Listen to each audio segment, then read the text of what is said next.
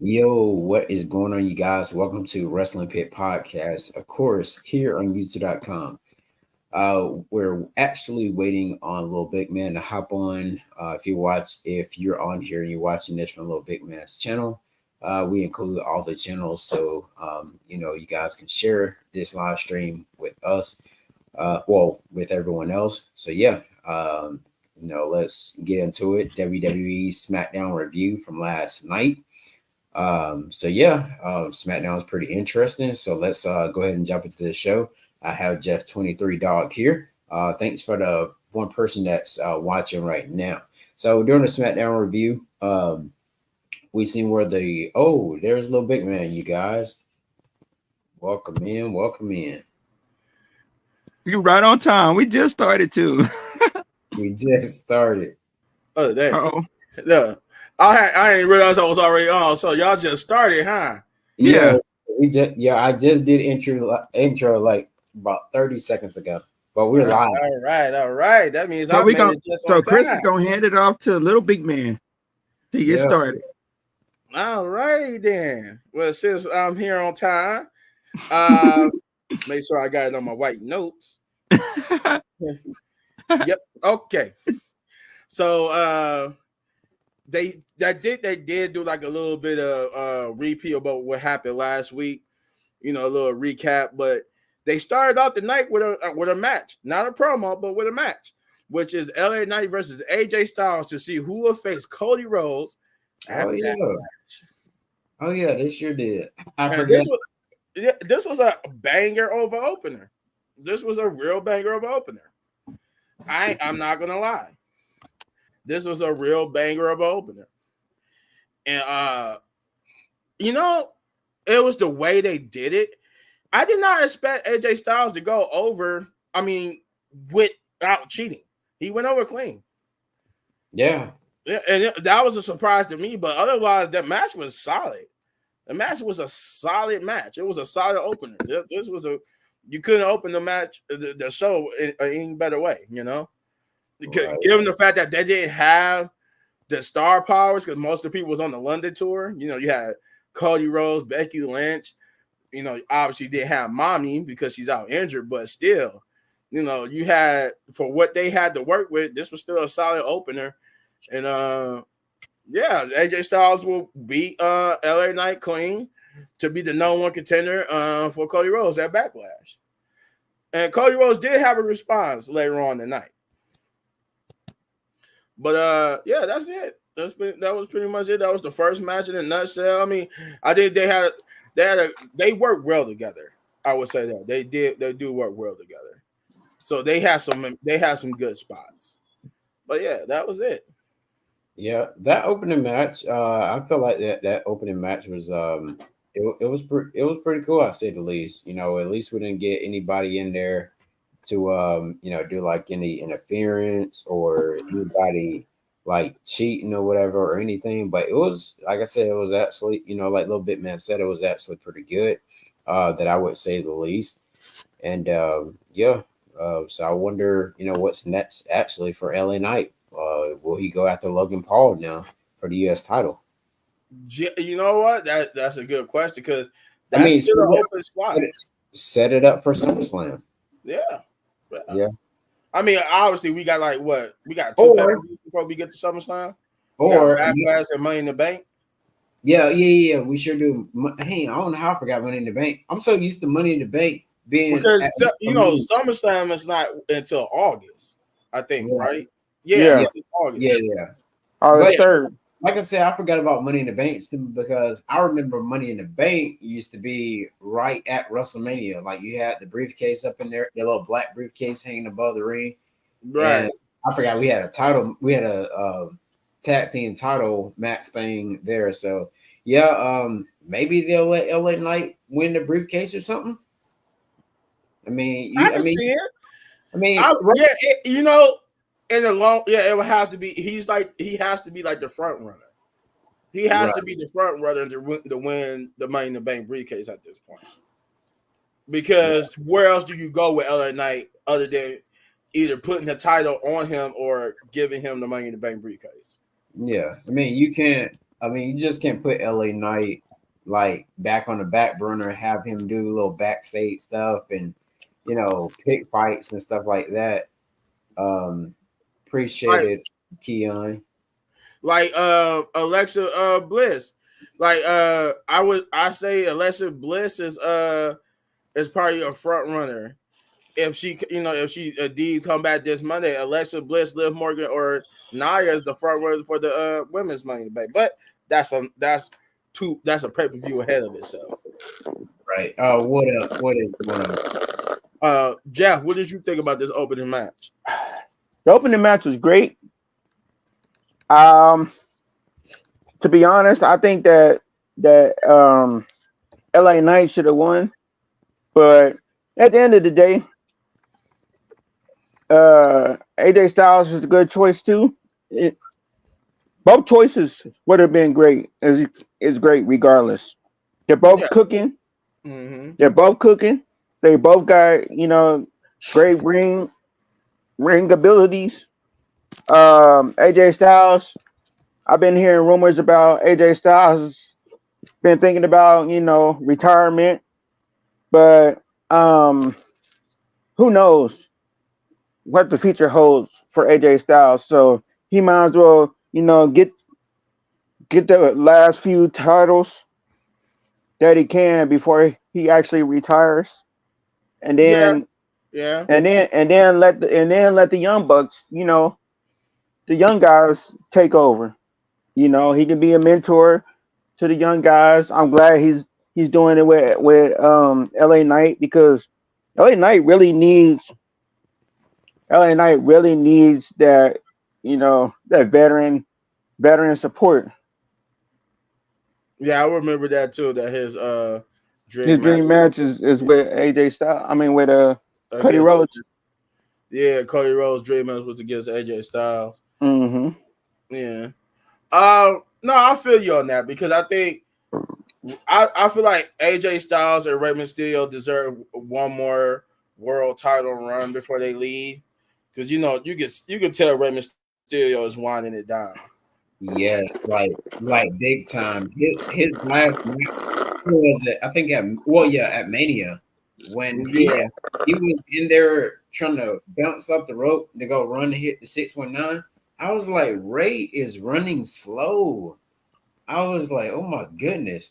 So then again, you guys, yeah, it's definitely time for Ray to hang it up. I know he did an interview with someone. I can't quite remember who it was, but he talked about how much he has left in the ring, and he was wanting to wait until 50 to retire. I think Ray is like for a long time.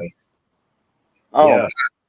And Rey Mysterio, I seen this article. It said Rey Mysterio said he's past his time that he should be retired. He said he's feeling good about himself. His body's feeling great, so that's why he's past his time for him to retire, because he wanted to retire after he got his Hall of Fame ring, but he decided, oh, I'm gonna do it a little bit longer, as long as my body can hang in there.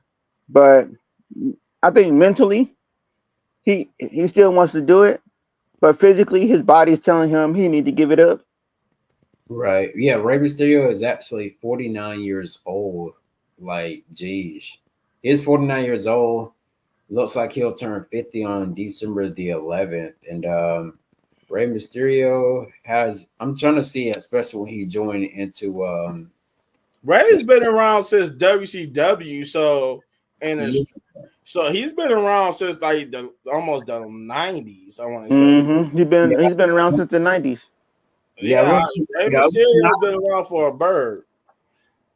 Yeah, he definitely have been around, and I mean, yeah, you're right, Keon. He's right. He's literally right there with The Rock. Yeah. But yeah, you can say the same thing for Edge, for real. Yeah, Mm-hmm. So it's here. Rey Mysterio Edge debut. and Christian both. Check this out. Y'all will be shocked, but this is a long time. Rey Mysterio debuted in professional wrestling, April the 30th of 1989. A year before I was born. God A year dang. before I was born. Goodness, man. 89? Yeah, that's a long time. Yeah. That's a long time. Jeez. So that basically said he been wrestling for like what 35 years. So I I'm think 30. I'm 34, so that's 35. Yeah, he was been wrestling for 35 years. Right, way before I was born. Well, not yeah. way before, but Yeah, it it was was, before I was born. yeah, I was in I'm in 96. So yeah, definitely, man. Let me see something real quick. Well, hold on. Dang. Yeah, 35 years, you're right. A little bit, man. I had to make sure my math was mathing. That's all for the sake because I'm 34 and he started a year before I was born. That means it would be 35. 30 Mm-hmm. years. And then you can't count. So, when he started wrestling, I think he started wrestling like in the teens, like 13 or something like that, and Right? Then, yeah, that's not even counting as we talking about like you know when he was just a kid. They wrestled young. They started young when they Mm-hmm. wrestled. Mm-hmm. So yeah, yeah, I mean you're right about that. exactly. All But right. so after that we got the unveiling of the new tag team champions. That was the next thing to happen. So the championships, I should say, the unveiling of the new Yes. championships. Oh, let's go ahead and get into that. I'm ready. So, what's up, Nico? What's going What's on, up, Nico? Nico? Um, yeah. So Triple H will come out first. Of course, that's when we got the little QR code. QR code. I think that happened like right when Triple H was getting ready to go into the ring. Mm-hmm. You know what? And I meant to ask you this, Chris. I missed the second one. You said it was another one, and I seen the first one, but I missed the second one. It was out in the crowd, In the like crowd. Mm-hmm. up near where like the wrestlers be up right up there. It was another one. I need to see if I can find a photo, but go ahead and continue. Yeah. So just to point that out, it was two QR codes.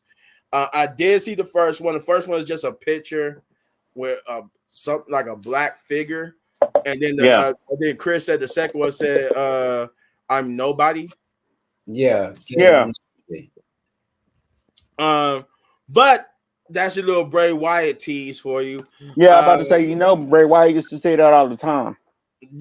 Or I should say Uncle Howdy. Yeah, yeah. Well, yeah, Uncle Howdy, yeah. Uncle Howdy used to say that all the time. But yeah, so Triple H would start off was talking about like the new era, and that he always said like on Monday that he wanted something old but new at the same time to represent going into this new era, and he really delivered on this here. This is an old style, but also an upgraded one that's an old style but upgraded to look new, and he brought out Austin Theory and Grayson Waller. Of course, Austin Theory and Grayson Waller are heels, so they were dicks. And They some assholes. they were some assholes, and they sat there and they did, they called R-Truth, the Awesome Truth, the second place champions, and that they was the real champions. Oh, So okay. they Okay, you guys. So you can't really see it that well, but somebody had circled it, and so it pulled it up, and it go flickering or whatever, and it says, "I set them free out of the mirror clay," and then it starts to glitch again. Open their eyes, and then and then it said, "While you did nothing," and then it's that bird, and then it's like and then it has degrees, and then it goes away. I wish I can show it. okay. Yeah, Okay. I definitely wish I can show it. But yeah, so Grayson Waller and them, of course, they've been asked. Uh, they said, "How can you make us look?" They referenced Triple H being a magician because R-Truth called him a magician, and they said, "Since you're a magician, how you gonna make us look good and better than we already are?" I'm like, "Yeah, this is why I hate y'all being champion. I hate you guys." But Triple H just smirks it off, and then he unveils the new championships, and I said, "Mwah, Oh yeah, fire! Them oh yeah. championships look good." That handshake, man. I was like, you can't do that to Triple H, man. Yeah, He gonna they unveiled they unveiled the championships, which is basically the Attitude Era / the Ruthless Aggressor Era faceplate, but it's like an upgraded version of it. But it's basically the same style as those belts from that era, but it's just a little bit upgraded and it has side plates.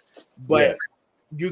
you would have to literally know what the Attitude Era the Ruthless Aggressor Era belts look like to know the difference.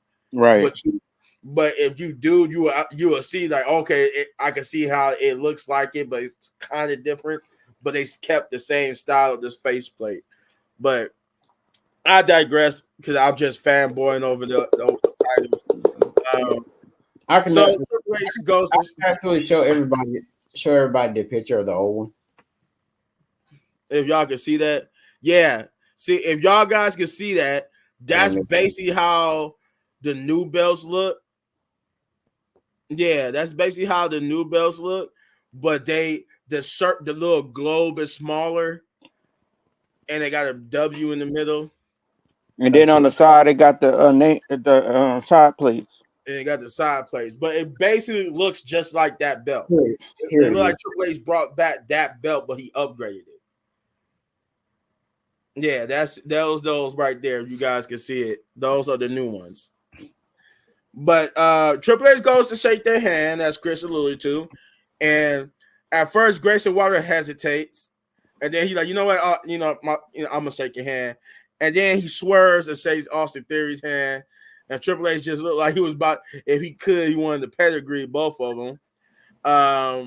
But Nick Aldis steps in and tells them that he mentions you talk about the magicians. If you guys ever disrespect Triple H like that again, you're gonna see another magic trick of the clowns from the clowns down under going what he said, like disappear permanently. Yeah. And then he said, if you don't take what's about to happen next seriously, your titles is going to disappear permanently too. And what he referring to was the start of the next match. It was seamlessly that is the next match actually started within this promo, which is the fatal 4-way for the #1 contendership to the newly crowned. I forgot to mention that too. Triple H told them that they would no longer be known as the SmackDown Tag Team Champions. That going forward they'll be known as the WWE Tag Team Champions, and which is just the same, which is the same title. The same name from the Ruthless Aggression Era and Attitude Era. Yes. So, like I said, this match started within this promo because the Street Profits will come out first, but we will get the second match, which is the Street Profits versus AOP versus New Catch Republic versus Angel Garza and Humberto Carrillo. But before we get there, I gotta ask you guys what y'all thought about that promo. Chris, go first. Go ahead, Chris. Okay. So as far as that promo there, Grayson Waller them, they play around too much, and there's a ton to play and there's a ton to be serious, and they were definitely playing around. They played at WrestleMania around and just went up there and got the belts, and like I was like, that don't make any sense. But then again, before you go on, Chris, you said that like you felt like they was playing around when they got the belts. Why you say that? Why you say they was playing around? Like they always think everything is a joke until they actually have until they actually have a match. Then, I mean, I don't feel like they should have never even won the titles in the first place. Hey, Chris, you know what? I did not they should have won it. But I don't feel like they was playing around when they went up there and grabbed the titles. I mean, everybody was down. Yeah, I just felt like it was just weird how they booked it, where they didn't even try to go get the Raw tag team titles until like so much time later, where people was finally getting back in the ring, where you could have easily just went over there and grabbed the Raw titles. right. But I understood you wanted them separated. This was your chance to separate the titles, but it was just a book and trust on how y'all did it. Hey, Chris, but you got to remember, they are a heel team, a heel tag team. They are a heel team. So. With them playing around like that, it goes along with their story, with their heel story. I would have liked it to see Damian Priest and Finn Balor retain them, and Damian Priest has all the gold or whatever. But that's why they gave him. That's why they let him cash in. You're not about to have him win everything. You're gonna have him lose, and then then win the big one. I wish Austin Theory and Grayson Waller take things seriously instead of taking things as a joke. Hopefully they can be serious soon. Yeah. But I think that's the part that they supposed to do. I think they're supposed to piss us off in that way, where they don't take things seriously because they so cocky and arrogant. So I think that's like their characters, they be cocky, arrogant douchebags. And I think with them, not taking things seriously it's a good thing for their characters, because like all along they've been doing this since they became a team. Right. And with them, because you've seen how they was going after each other at first. Everybody thought that they was going to break up. And then all of a sudden, they keep them in the tag team. And True. they in the title picture and all this stuff. I'm like, what? I thought they was breaking up. Right. They did swervers with that. He did have us thinking they was going to break up. I thought Grayson Waller was going to turn on Austin Theory. But no, It looked like it. It looked like he was. It looked like he really was gonna. It looked like Austin Theory was gonna stay heel, and Grayson Waller was gonna turn face. Exactly, Keon. He said, "Well, Austin Theory used to be serious before becoming babyface like Randy Orton." Now I remember, I was just about to mention that Austin Theory used to be serious. His mic skills are great and everything. Yeah, his mic skills are good. Yeah, but he was never a babyface on the main roster, was he? Whoa. I think he haven't been a babyface since he was in NXT, and I don't think he was a babyface in NXT. NXT, they didn't really let him use the microphone a lot. They didn't. Yeah, it was just like he was with the way, and they was heel. I don't think he was ever a babyface. I know when Johnny Gargano left NXT, he was a babyface, and then he came to the main roster and feuded with Austin Theory. Yeah, exactly right. Austin Theory was a heel, so I don't think Austin Theory was ever a babyface on the main roster. No, but he's been a heel. He just was a more serious heel. But I think it was the decision to have him cash in on the United States Championship, which was the worst cash in ever. I've seen some bad cash-ins, but that was the worst decision ever, man. Just like a lot of us, we thought that Damian Priest was going to cash in on Gunther's Intercontinental title. Yeah, because everybody didn't believe that he was going to become champion. I say he was going to become champion. I say he was going to cash in on either Cody or Seth, but everybody else was saying no. He's going to cash in on Gunther.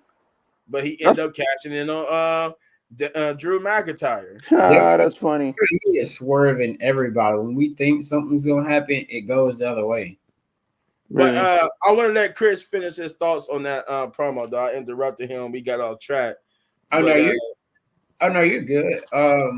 Well, yeah, go ahead and finish your thoughts on that Championship of Valen promo.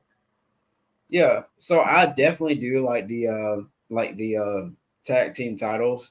They do bring back the ruthless aggression era, I believe it was. Mm-hmm. It was both the Attitude and Ruthless Aggression. Yeah, it was both of them. But I did like the tag team titles. I actually feel like they remind me of back then. And of course, with those titles, I feel these titles look better than the Raw tag team titles, in my opinion. Yes. Oh no, they do look way better. Oh my But god. the Raw tag team titles to me is not bad. I still like them. I just like these more because Terrible. they actually look like the old school belts. But Shane did point out though that the Raw ones look reminiscent to the WCW tag team titles. They do, but they still trash. They did have some tag team titles that was that shape. They did, but they still trash. I mean, yeah, that's you're entitled to think that. Like I said, I think it was cool. I actually kind of like it. I'm gonna buy one. I won't probably buy both sets, but I will buy both sets of the WWE tag team titles. But I'll buy one of the Raw ones.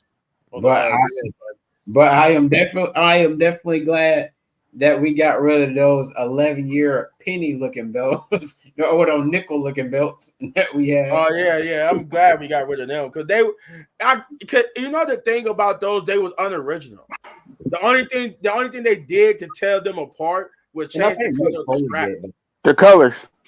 They just changed the color of the straps to tell them apart. I'm like, that's so lazy.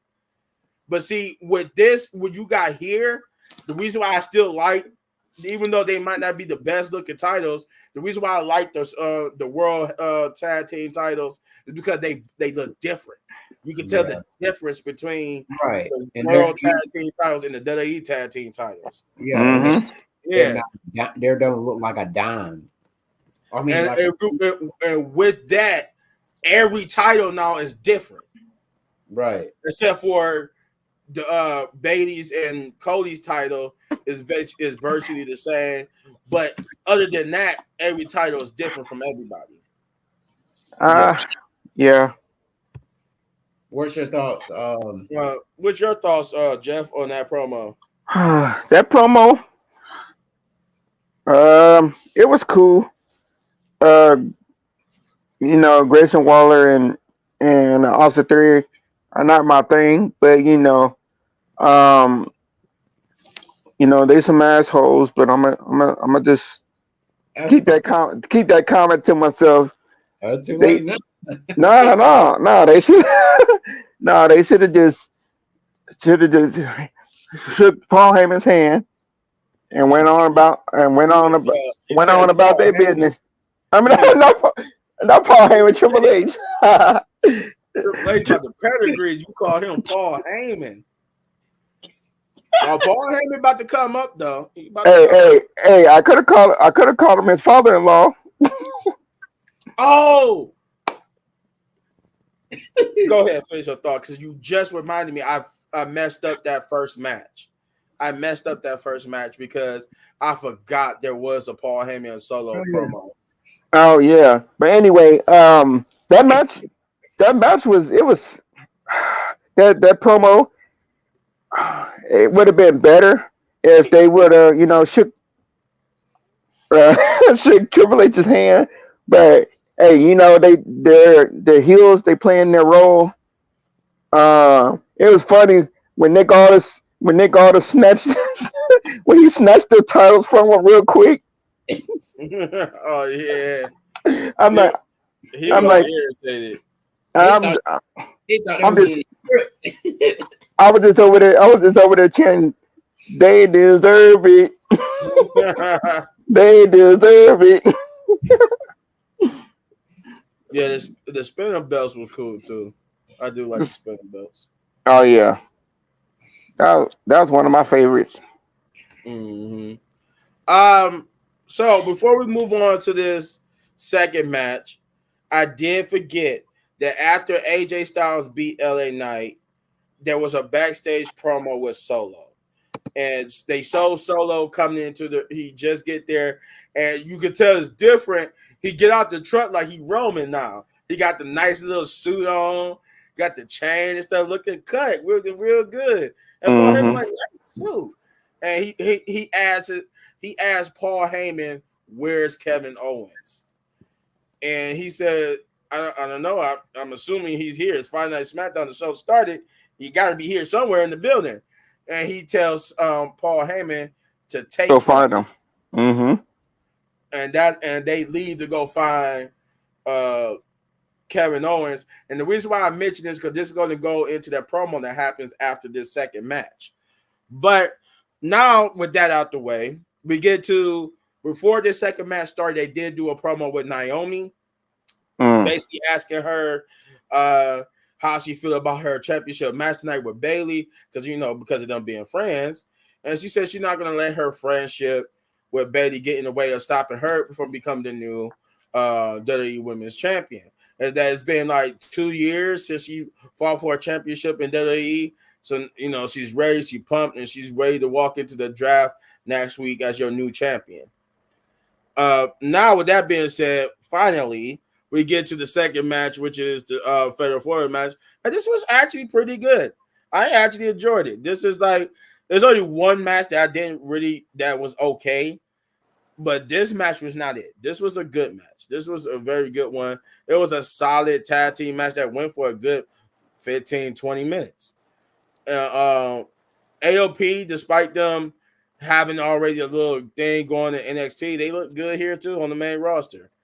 I'm assuming that AOP would be one of the people called down in the draft to be on NXT permanently.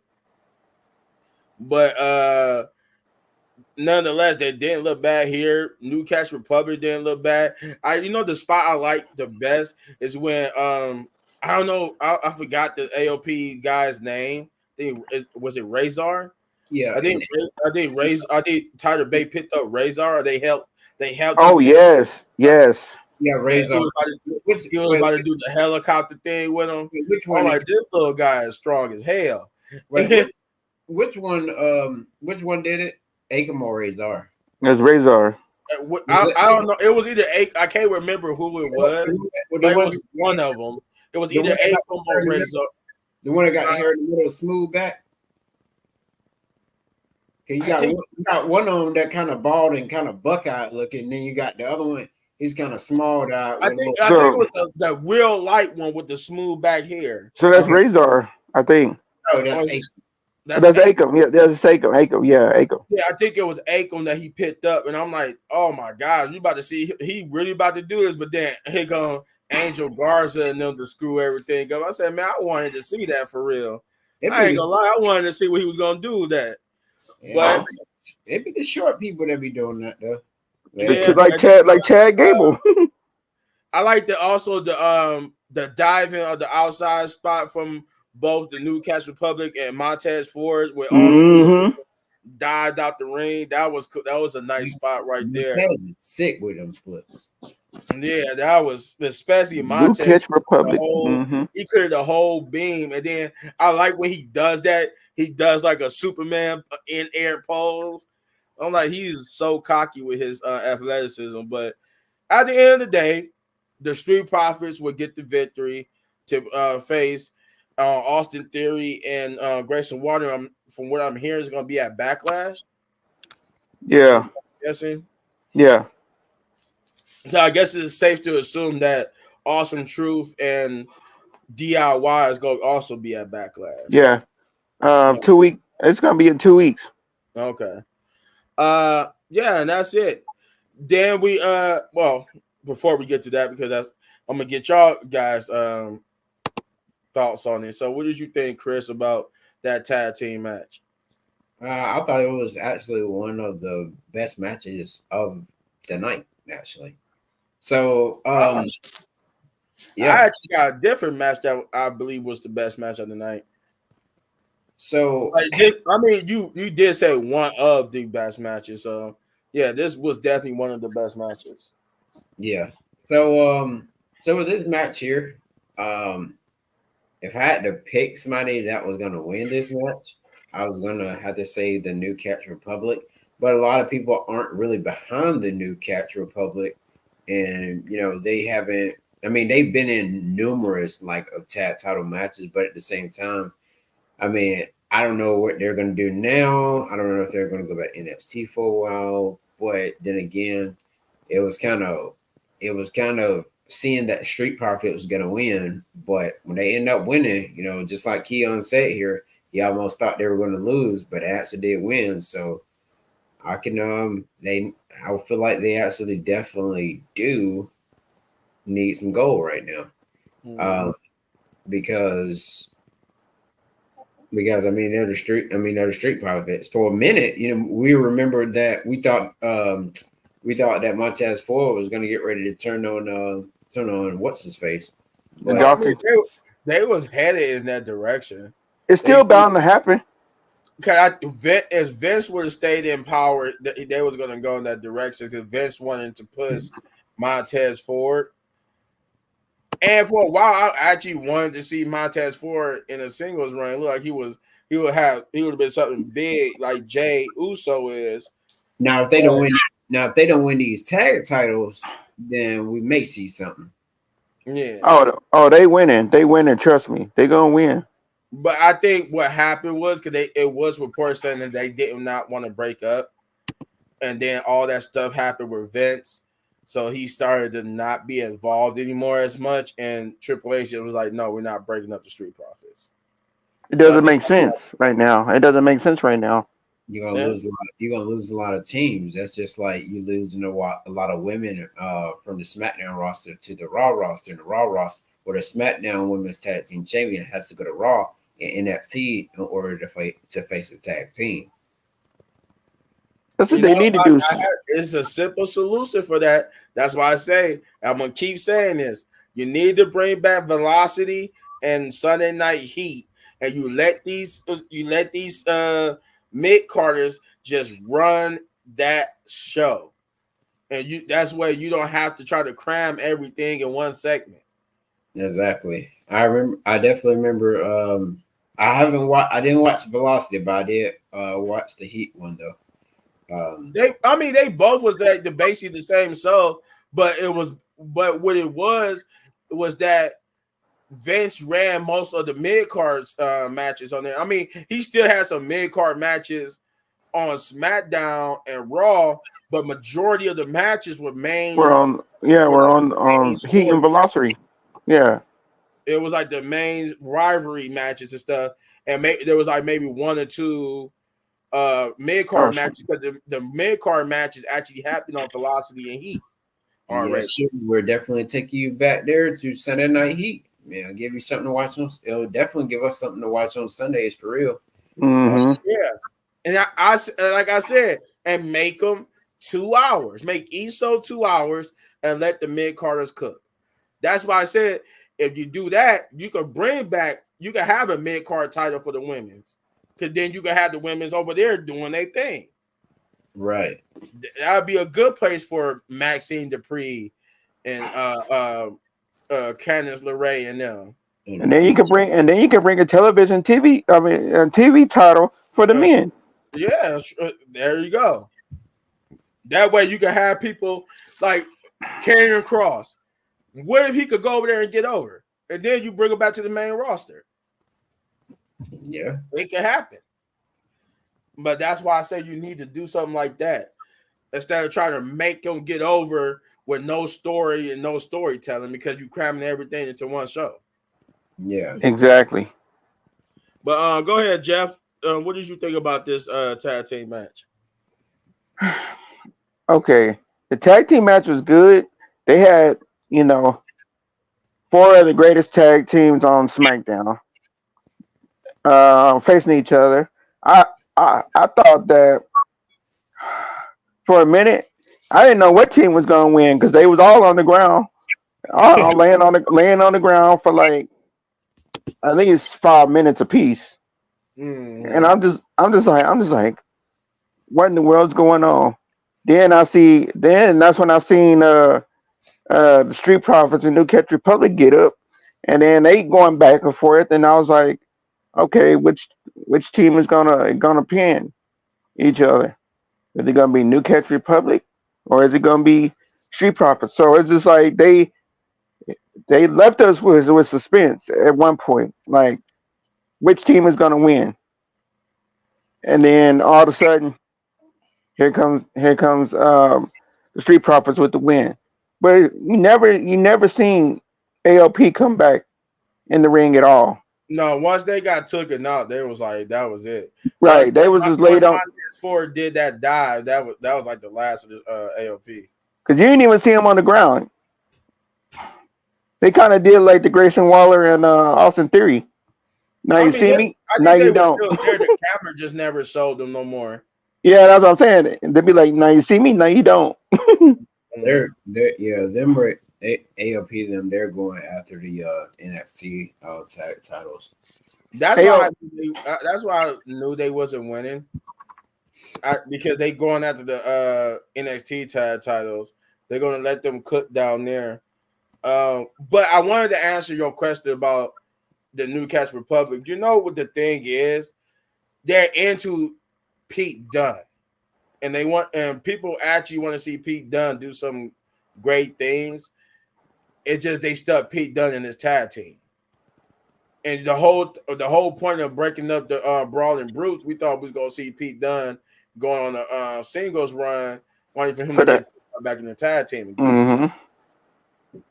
So that's kind of why the people are behind Newcastle Republic, but they mostly behind Pete Dunne. Pete If Dunne. that makes sense.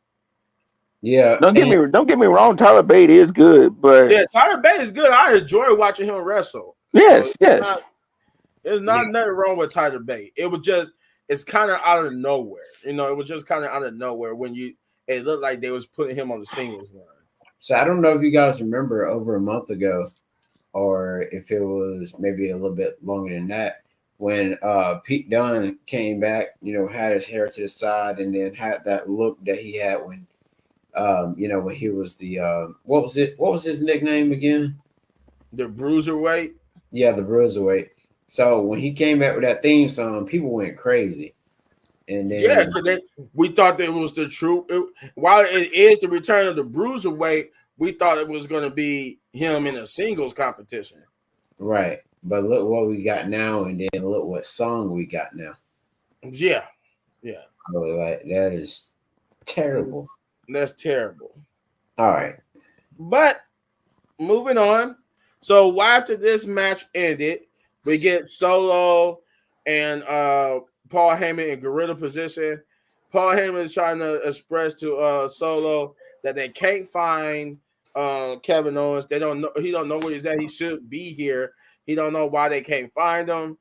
But Solo basically Moses is saying that they about to go out to the ring. He asked is Tama Tonga going to be joining them. And the only thing Solo did was he just stuck up his thumb and just laughed and said, And then they just go out. And this is your new style that Triple H like to do with the camera, following the people from the back to the out to the ring. This will be that moment of the night for SmackDown. As we go from the back to out of the ring to out to the crowd, then to the ring. And I like that. I like that style. I like what you. yes. I like that. I like that too. But Paul Heyman gets in the ring, and they talk about how I think Paul Heyman said something about being in the top 4 on the list of things with stuff being moving around back there. And he said he thought he'd be top 4. Then he was about to mention something about the tribal chief. But I think he said something that Solo didn't like, so Solo just took the microphone from him. And Solo basically said, and he was getting like the Dominic Mysterio treatment here too. Like they would not let him talk. Every time he tried to say something, they would boo him. And then I noticed something too. He did something like Roman would do. He started saying, "They're gonna boo me. Are you gonna boo me?" I'm like, he really think he's the tribal chief now. He got his own head. But Yeah. I think that's what he meant. You went on matches. Right. But I think that's what he meant when Paul Heyman said that losing has consequences, and he repeated that back to Paul last week. I think he was trying to tell Paul that if losing has consequences, then it should be consequences for Roman Reigns. And I think he tried to say that the Roman Reigns' consequence for losing at WrestleMania is that he's no longer the tribal chief. And I think that's why he's doing what he's doing, because he's saying, well, since Roman lost and he's not here, he's no longer the tribal chief. So I'm stepping up as he named me the next tribal chief. Do y'all remember when they asked, I think it was Jay that asked Roman who's gonna be the next tribal chief, and I realized when Roman paused and he just looked around and he said that he didn't say nobody's name, but I kind of figured that uh, uh, Roman was gonna say Solo Sikoa back when Jimmy and Jay both was trying to figure out what Roman was doing. I kind of figured he was gonna say Jimmy at first, but he said Solo. No, remember it was originally supposed to be Jay. Yeah, he said Oh yeah, he wanted Jay to be the next tribal chief, but Jay betrayed him, obviously. So he said Solo was the next one.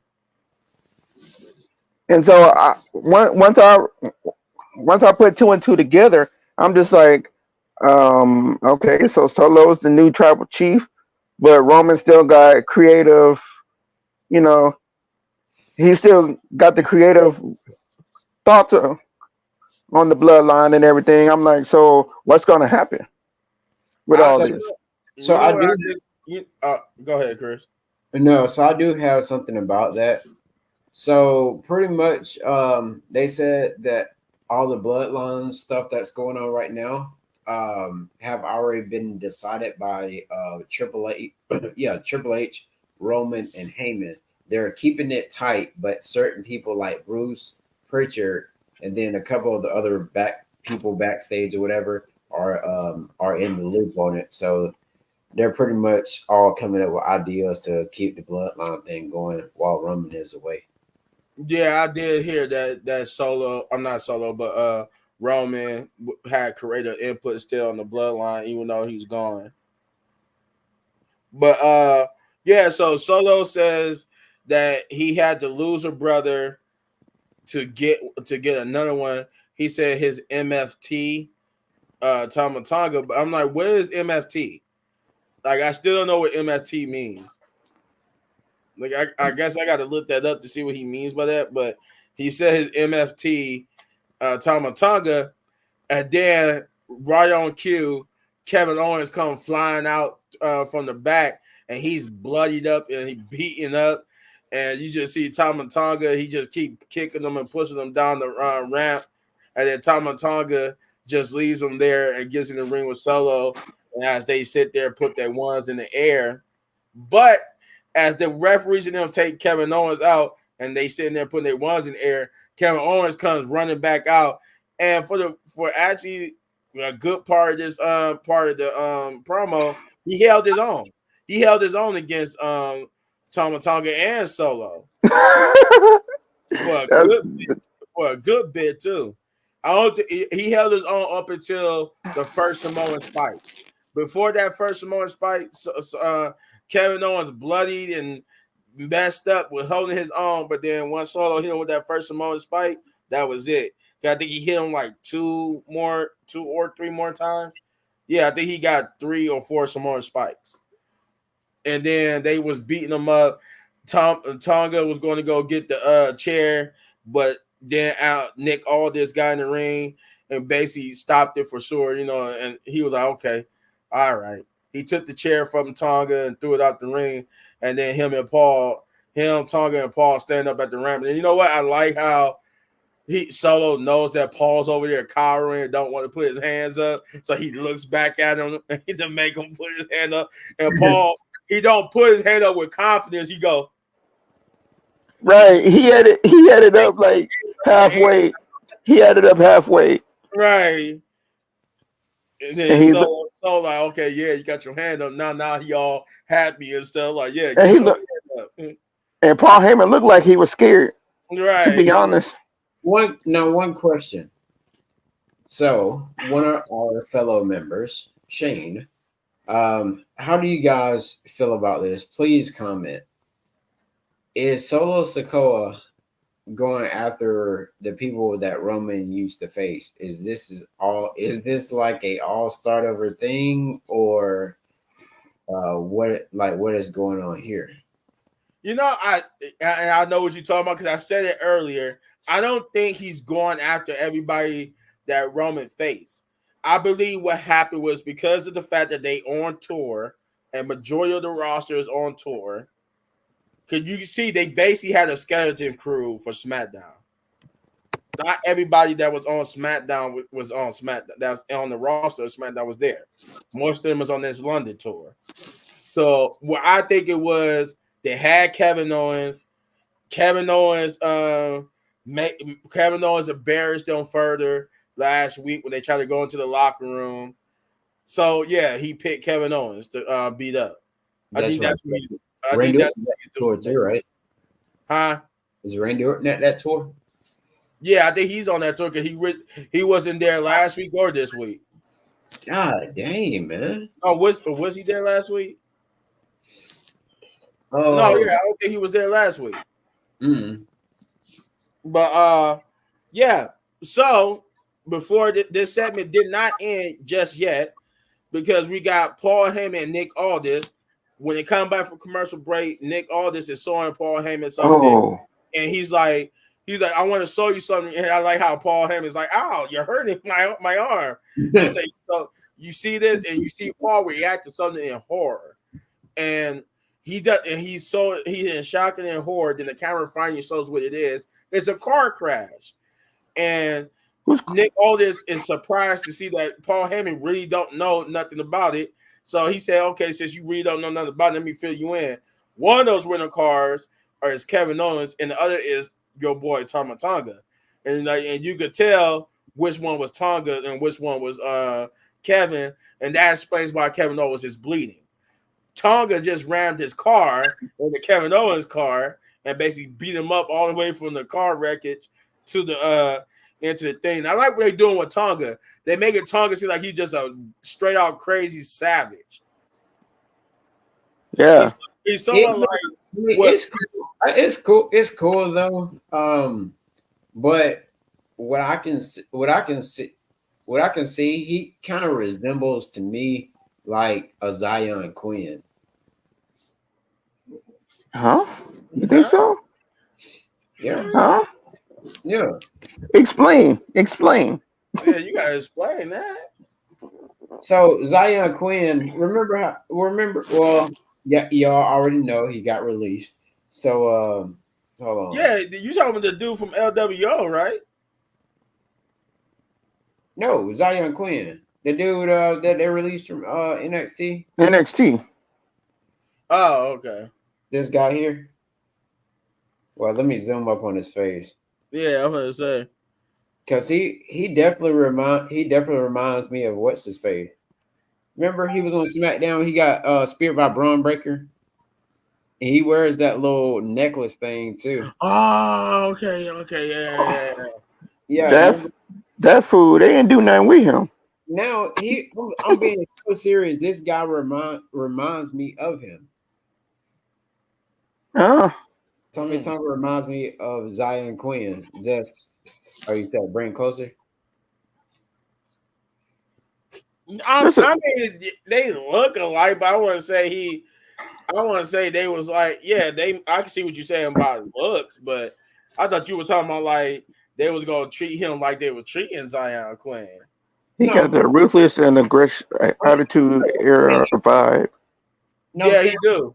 Yeah, that's why I was saying like Triple H is trying to bring, because you see this is not the first time we seeing blood again. So he's trying to bring back blood, and which is a big stable of the ruthless aggression and attitude era. So that's why I said he do. Yeah, you're right. He gives a ruthless aggression and attitude era vibe because every time he's around, they trying to see like he's so vicious that he'll make you bleed. And you see The Rock saying that when he comes back, he gonna make you bleed again. So I like what Triple H is doing. But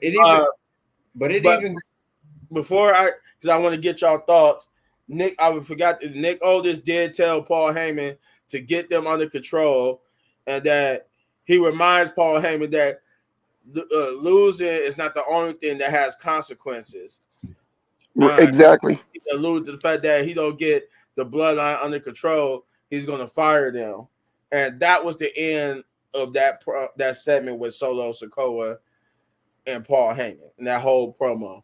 So now, with that said, Chris, Yes. what did you think about that? So I thought the promo was pretty cool. And now, like Keon saying, I can't wait to Raw go to Netflix. I'm trying to see how they're gonna do that, how they're gonna go live on Netflix. But yeah, I'm trying to figure that out too. Like, you just gonna be live. Like, so every 8 o'clock you just gonna be live. Yeah. I think they can do live. I think they can do live. I think they're gonna make it to where they're gonna do the live boxing. They're gonna do the Mike Tyson match live. So I know they can do Yeah. live. It's just gonna be weird. Yeah, but then again, it's gonna be Netflix, so then they're gonna be able to cuss too. Now it'd have been different if it was like on Hulu, because Hulu do live can do the live stuff too. But I don't know. We'll just have to wait and see. Yeah. So yeah, I'm definitely intrigued to see what to see what is going on like with Solo, to see if he's able to make us surprised. Is he gonna I'm like what is he going to do to what is he gonna do to like TV 14 is already back. WrestleMania was TV 14. TV 14 should have never left, but we got because of parents and investors. Because we got what's his name? We can't speak of his name, but the devil's advocate. Oh yeah, Vinny Mac.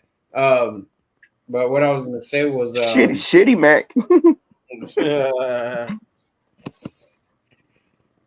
But anyway. But yeah, it was like the big man was saying, it was TV 14, and TV 14 right now is actually what getting the tickets sold at these shows now, and yeah. Even though the ratings hasn't been great, but we ain't gonna talk about that. That's another. Because of course, half the stars is across the pond. Yeah, Rocket Roman is making movies. Yeah, and people think every week you got to have your big stars on the show. You don't have to have your big stars on the show to run a great show. Right. You don't have all you need. If you don't have to have the story, all you need is good storytelling. All you need is one or two stars, a male superstar and a female superstar, to run the show with the mid card people, and there you go. And that's pretty much what we got here. You got a show. Night, we had AJ Styles and we had Bayley. Yeah. And then we had an appearance from Triple H just to help it out.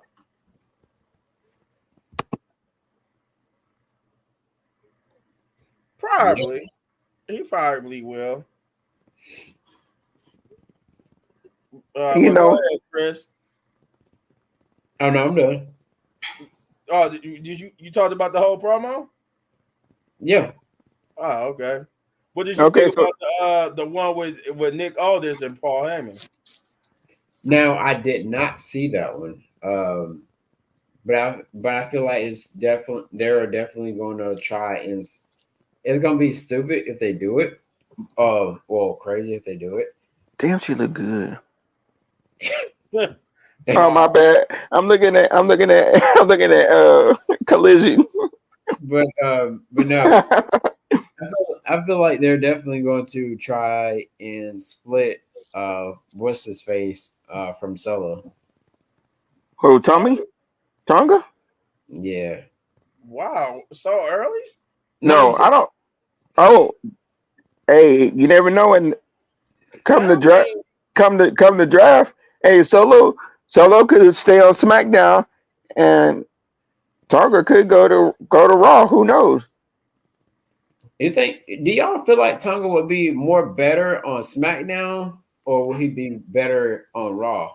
He'd be better on SmackDown. I don't Well, know. well, I'll take that back. If they really gonna lean into them being on Netflix and being able to cuss and do a lot more, then he'll be better for Raw because then they could be truly TV 14 over there. Because Fox and them don't want them to be TV 14. Oh yeah. Now let me tell you one more thing. They're gonna, yeah, that's what Nick Aldis said. He was talking about is gonna be consequences. So it could be pulling some strings to try to move Tommy Tonga to Raw. But now, True. So But Jeff, what did you think about the Solo promo and the Paul Heyman promo? The Nick Aldis promo. man, uh, that solo promo. Solo's not promising to me yet. He's not promising yet. Um, with him calling himself the new tribal chief, and until he wins matches, I'm not calling him the tribal chief. I'm trying. right? I'm calling him the tribal queef. I'm just playing.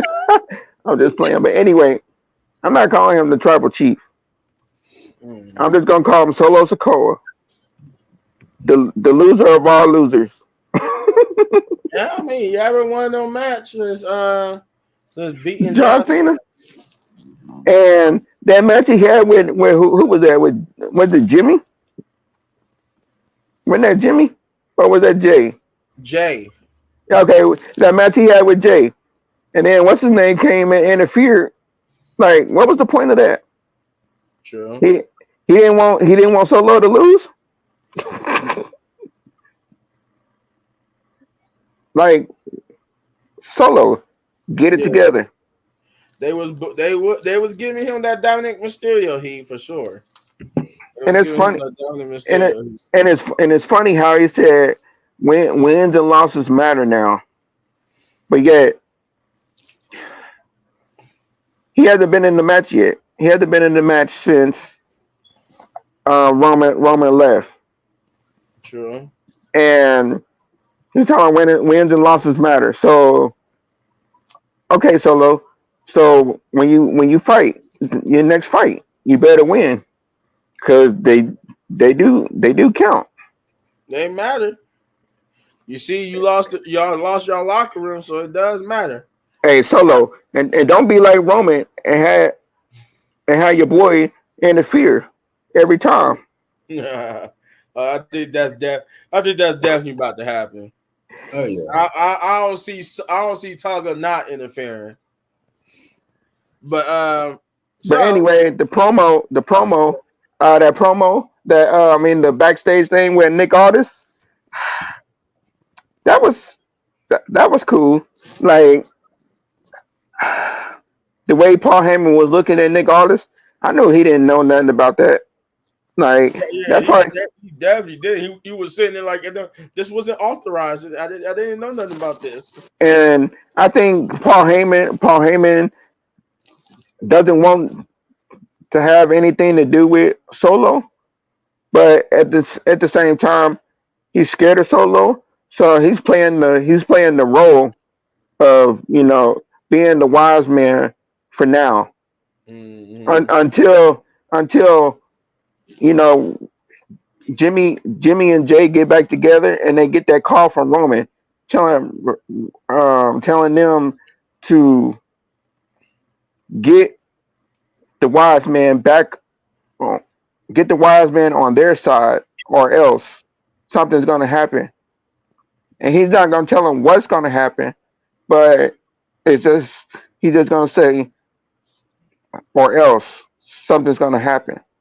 And and I think it's gonna lead up to I think when they do the bloodline civil war match, whenever that comes, I think they're gonna fight. They should fight for you know the the wise man. Fight to see who gets the wise man on their side.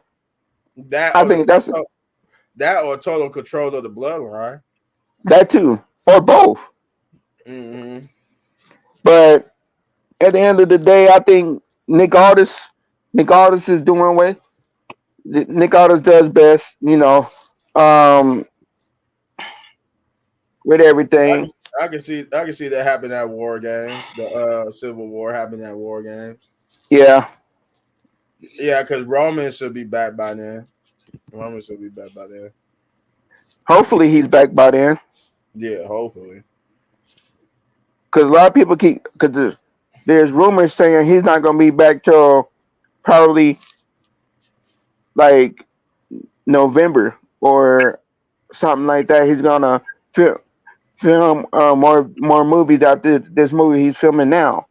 And I'm like, okay, well then the Rock ain't. They say the Rock ain't coming back till Christmas, till around Christmas time. Hold on. But we'll just have to wait and see. I see the Rock. I see the Rock and Roman making like appearances, like how John Cena did. They'll probably come in like on a random Monday night or Friday night. But I don't see them staying gone for all the way till then. But I see them coming in like on a random thing when they got time away. But I see them like just like John Cena, they can't really get physical because they doing movies. But this will be a good thing leading up to the Civil War. But we got the third match of the night, which is oddly the one before the main event. It actually goes into the main event, but which is Carlito versus Santos Escobar. This was the match I said that out of all the matches, this was just like okay. And I mean, it's nothing really too much to talk about here. This is just another LWO versus Legado del Fantasma with Santos Escobar going over again. Now, Yeah, this match, you I'm can like miss. saying, this is where I'm turning to Shane, where I'm like, why do we even need this match? Like, we already seen this.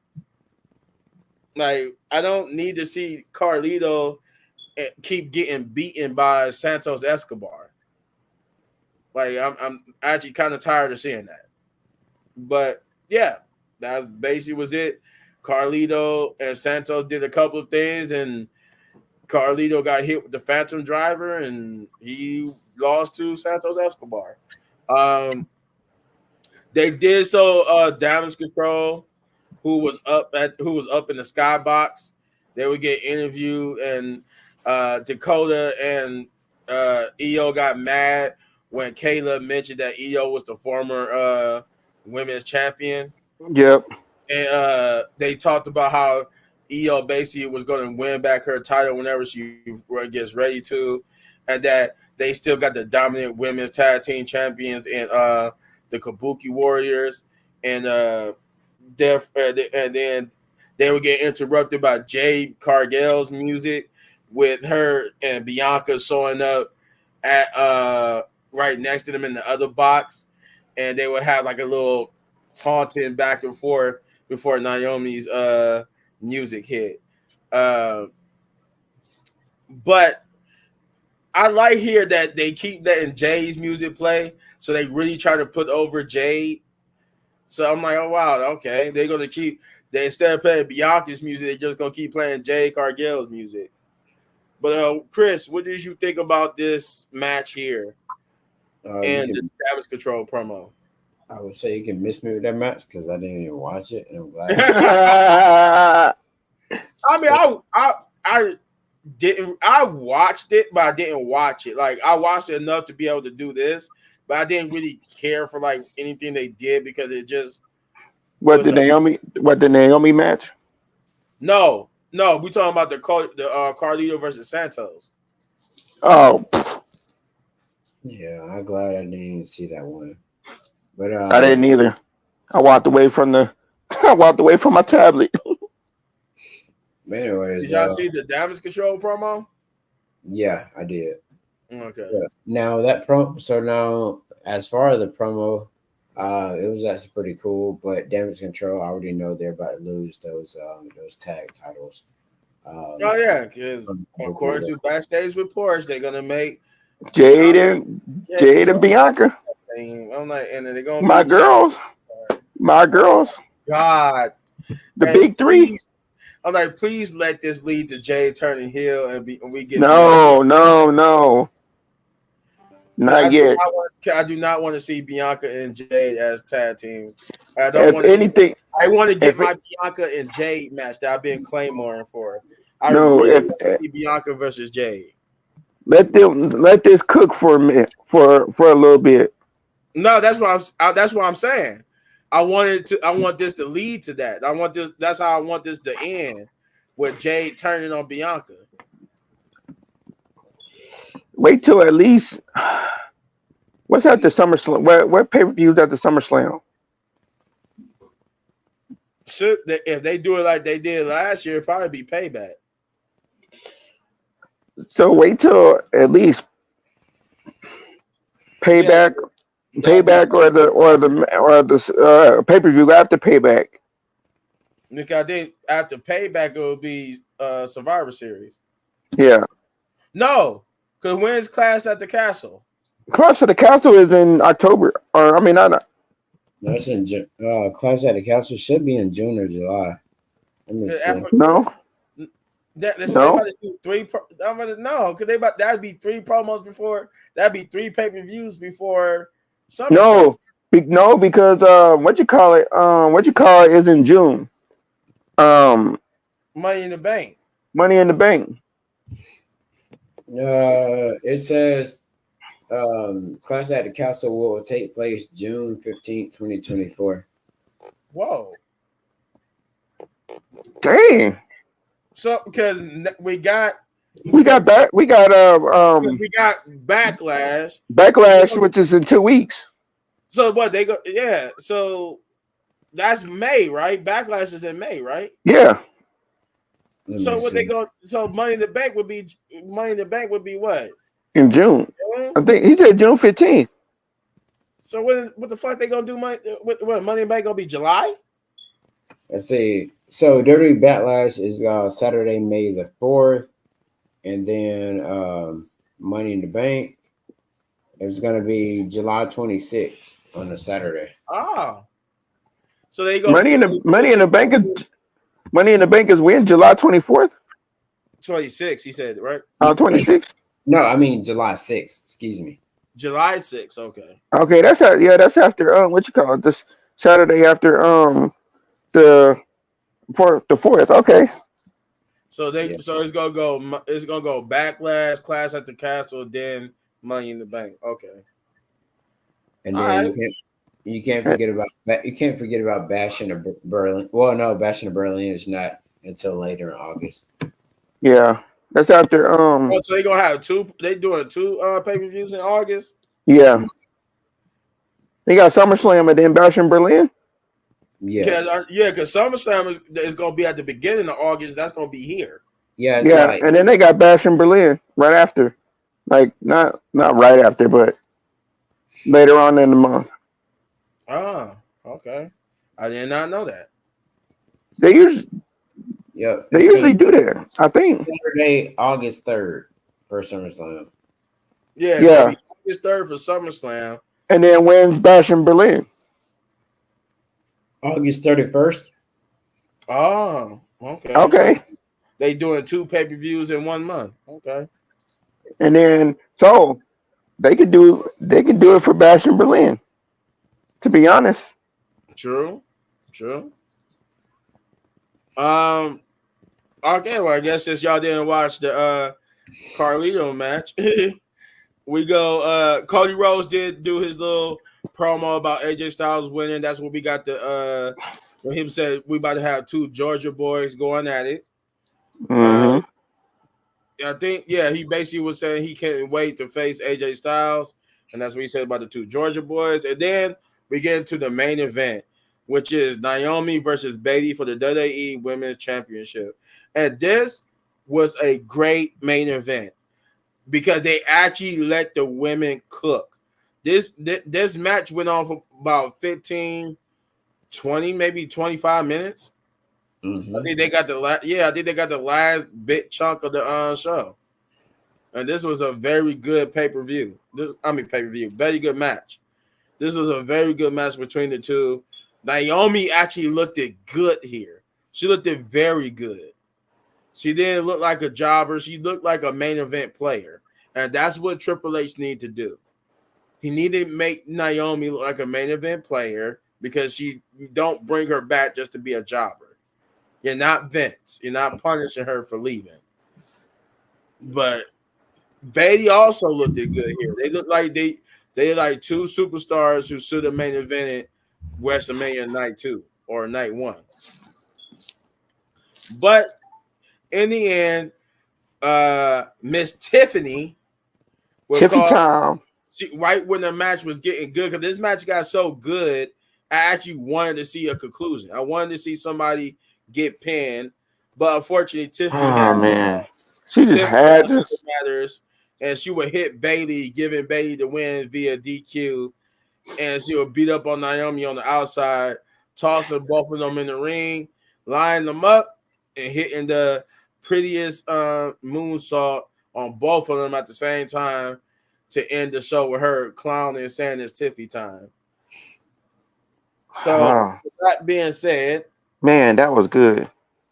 Jeff, you go first this time. Oh man. So I was telling Chris when we was on the phone, I was telling Chris, I said, hey, I said, I'm disappointed, but I'm not disappointed that Tiffany Stratton. Oh, where'd he go? Tiffany Stratton did interfere. He's still here. He about to pop back in a minute. Yeah. So I am glad that she did interfere, but I'm upset that she did because for one, I wanted to see this match actually, that match was actually cooking. And it was a really great match. And then I'm glad she did interfere because for one, you know, everything that they're doing with Tiffany Stratton, trying to get her in the title picture and all this stuff, it makes sense for her to interfere. And it protects Naomi and Bailey at the same time, too. And the thing is, I believe what they're going to do is they're going to have Naomi win, but they're not going to have her win right now. They're going to wait till probably Backlash, to be honest. They're going to set up a match to where it's a triple threat. Naomi, Bailey. You think she win the title at Backlash? Tiffany Stratton, yeah. Damn, so you don't even got Bailey holding the title for a long period of time. You got her losing right at Backlash, huh? And if she doesn't lose, and Bailey doesn't lose, then have Tiffany Stratton take the pin, but still make her and Naomi make both of them look strong. True. And at the same time, they're building Tiffany Stratton to what they want her to be as a great, main roster person, like she was on NXT. But anyway, Naomi, they make her not look like a jobber by getting the pin and everything. That'll help her career. That'll help not just her career, but that'll help her going further down the line into either a title picture or with other feuds besides just the title picture. But overall, that match was a 10 out of 10. I would give it a 10 out of 10. I forgot too that Damage Control was still there and they was laughing. at what Tiffany did. And I think Bianca and Jay was like Bianca was taking off her earrings. They looked like they was getting ready to go down there to beat up on Tiffany. But yeah, I definitely think they're gonna make it a triple threat match. And if Tiffany, I think they built Tiffany up to win the Money in the Bank. If I'm being honest, she's probably gonna win Money in the Bank. I can see her winning Money in the Bank and then cashing it in on Bailey or whatever. Oh yeah, for sure. Oh yeah, I can see that happening too. Yeah, I can definitely see that happen. But Chris, my main man, what did you think about this main event? Yeah, I also like the main event, even though I didn't like the outcome. But like you were saying that it would be best for Tiffany Stratton definitely to let's say win like the women's Money in the Bank or something because I feel like she's the one that can hold a briefcase. And even she's a young superstar. She's gonna know already when the time is right to cash in. But if she cash in, she needs to actually cash in like at a good time and not just kind of do something like how Damian Priest and Seth Rollins did. Do the unthinkable for the first time for the women. And Right, because I think we said this before. Other than Carmella, I don't think nobody held it for a long time for the women's. They right, usually cast it in either the same night or at least a week or two later. right. And I feel like that'd be actually incredible for her to actually come. I mean, just come in and get the briefcase and win, and then picking her right moment and cash in on whatever champion of her choosing. Mm. Yeah, yeah, I can see. Yeah, I definitely can see. If not Tiffany, then definitely Nia. I can see Nia winning. If not Tiffany, Gotcha. Or if Naomi don't win the title, I would say Naomi winning yeah, Money in the I can Bank. see Naomi. I could definitely see Naomi becoming Miss Money in the Bank.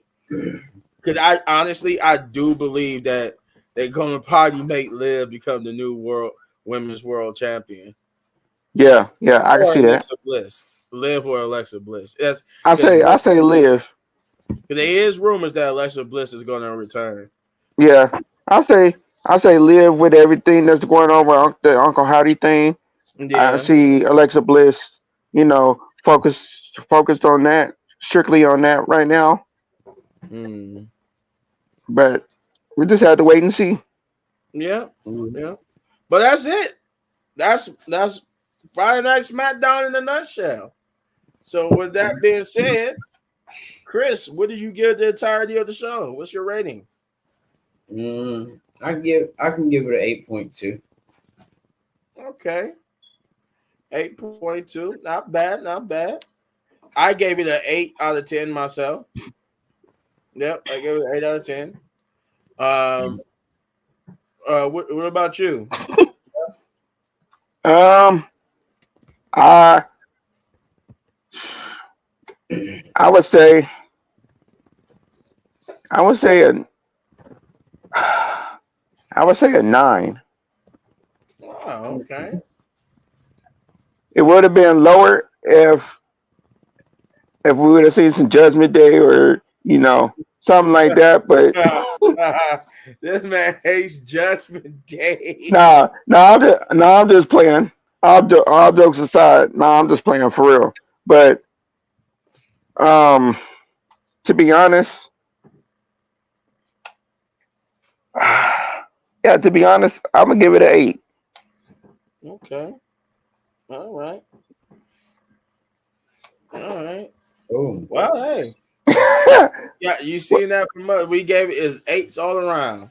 what you laughing at, Keon? I'm just being honest. damn. Yeah, you don't like Judgment Day. Hey, and that's what we do, and that's what we do on this channel. You know, we speak we speak Well, our opinion. yeah, that's what we do. I hand it off to you, Chris. My job is done. All right. So, Keon, thank you for joining in. Nico, thank you for joining in. And whoever else is watching this video and was watching this video, thank you for joining in. Make sure you guys subscribe to all the wrestling channels that you're watching these videos on. Whether you're watching it from Little Big Man's Twitch channel, or if you're watching it from his YouTube channel, Little Big Man Gaming, join in. Also, Wrestling Pit Podcast is where we're recording this video from. We're not the only people in this Wrestling Pit Podcast. Shouts out to Hector and shouts out to Shane as well. And so also subscribe to my YouTube channel. Almost at 50,000 subscribers. Subscribe to Chris Wrestling Views as well. Yes. Get this man. We want this man at 100,000 so he could get his plaque. He's going to be the first one of us to get a plaque. Yes. Yep. Yo, and don't forget to subscribe to my channel, Jeff 23 Dog. I'm trying to get up there with the big boys, like Chris and Little Big Man. I'm trying to get up there. So help me out. I'm at 80, 84, 85 subscribers. Help me out. Yes. As you hear, don't forget, guys. Go subscribe to Wrestling Pit Podcast. Help me out with a Little Bit Man Gaming. Get Chris to 100,000. Go Chris Wrestling Views and Jeff 23 Dog. It's a lot. But you will help us out. We would greatly appreciate it. All right, then, you guys. Till next time, you guys. Wrestling Pit Podcast out. And Wrestling Pit Podcast, baby. We'll see y'all on Tuesday. Yes, Tuesday to do for Monday Night Raw review. Yep. All right, you guys. Peace. Not unless we do a live stream on Monday and we talk about Monday Night Raw. Oh yeah. I don't think we're doing a live stream this time around. That was just a special occasion because we had missed last week's Smackdown. Hey, we could if we want to, but it don't matter to me. I mean, we absolutely could, though. We absolutely could. But we'll talk about that. Yeah. And if y'all see us live, come in and join. If not, stay tuned for our video.